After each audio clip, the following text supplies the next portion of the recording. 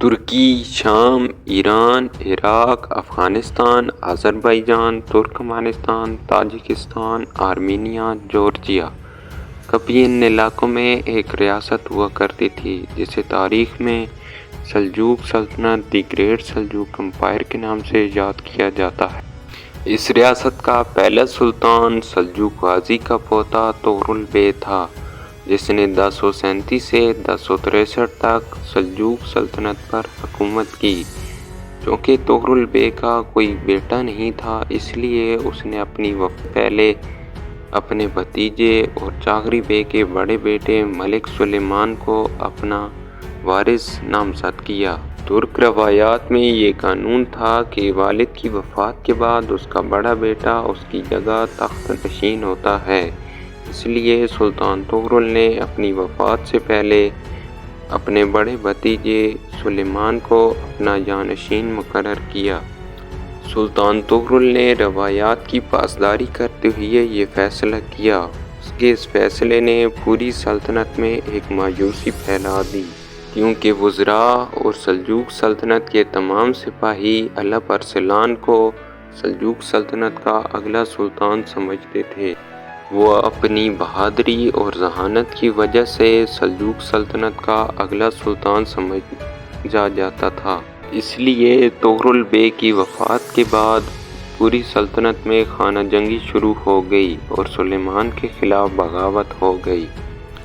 سلیمان اپنے خلاف شروع ہونے والی اس بغاوت کو روکنے میں ناکام رہا اور 1064 میں اس کے چچا کوتالمش بے نے اس کی جگہ تخت پر قبضہ کر لیا۔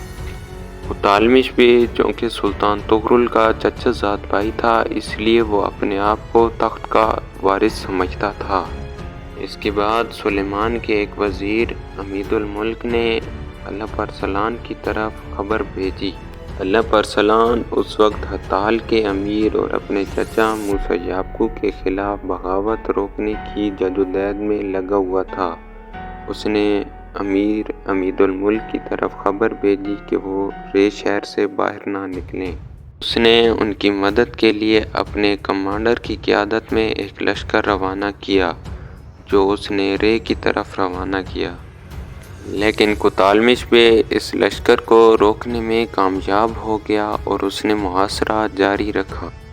دوسری طرف الپ ارسلان اپنے چچا موسیٰ یعقوب کے خلاف جنگ میں الجھا ہوا تھا، اس لیے وہ ان کی بروقت مدد کے لیے نہیں آ سکا۔ لیکن الپ ارسلان کو اس جنگ میں فتح نصیب ہوئی اور اس نے اپنے چچا کے ساتھ اچھا سلوک کیا اور اسے قید میں بند کر دیا۔ اس جنگ میں فتح کے بعد الپ ارسلان نے مرو سے اپنا لشکر اکٹھا کر کے رے کی طرف اپنا رخ کیا، جہاں اس کے چچا کوتالمش بے تھے۔ رے کے قریب پہنچ کر الپ ارسلان نے کوتالمش بے کی طرف اپنا ایک ایلچی بھیجا۔ اس نے خط میں کوتالمش بے کو کہا کہ اگر وہ تخت اس کے حوالے کر دے تو وہ اس کی جان بخشی کر دے گا اور اسے اپنی مرضی کے شہر میں اس کا امیر مقرر کر دے گا۔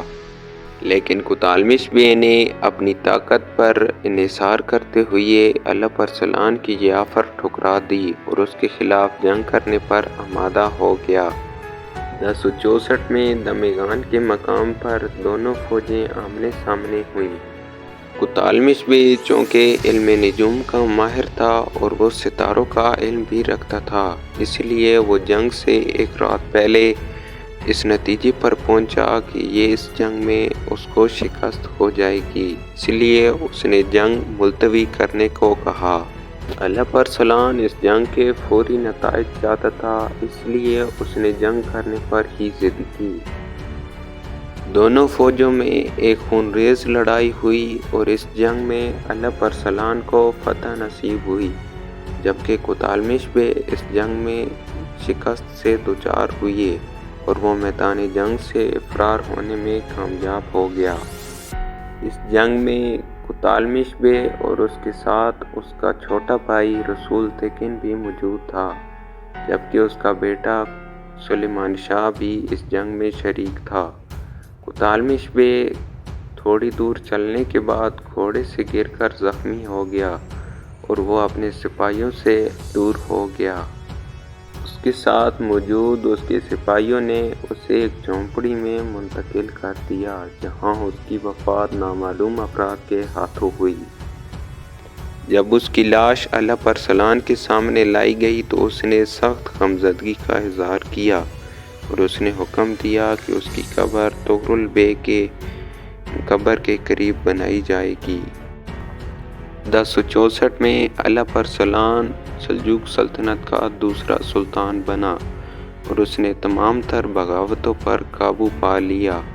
اس نے اپنی سلطنت کا سب سے بڑا وزیر نظام الملک کو مقرر کیا کہ مرو میں بھی اس کا وزیر تھا، اس لیے اس نے اس پر اعتماد کیا۔ اس طرح اعلیٰ ارسلان سلجوق سلطنت کا دوسرا سلطان بنا اور اس نے اپنے دور میں سلجوق سلطنت کو اس کے حصے سے دگنا کر دیا اور اس کے دور سلجوق سلطنت کا خوشحال ترین دور سمجھا جاتا ہے۔ دوستو، اگر آپ کو ہماری یہ ویڈیو اچھی لگے تو اسے لائک کرنا نہ بھولیں اور چینل کو لازمی سبسکرائب کریں اور کمنٹ سیکشن میں اپنی رائے کا اظہار ضرور دیں، اور ایسی معلوماتی ویڈیو دیکھنے کے لیے ہمارے چینل کو سبسکرائب کرنا نہ بھولیں۔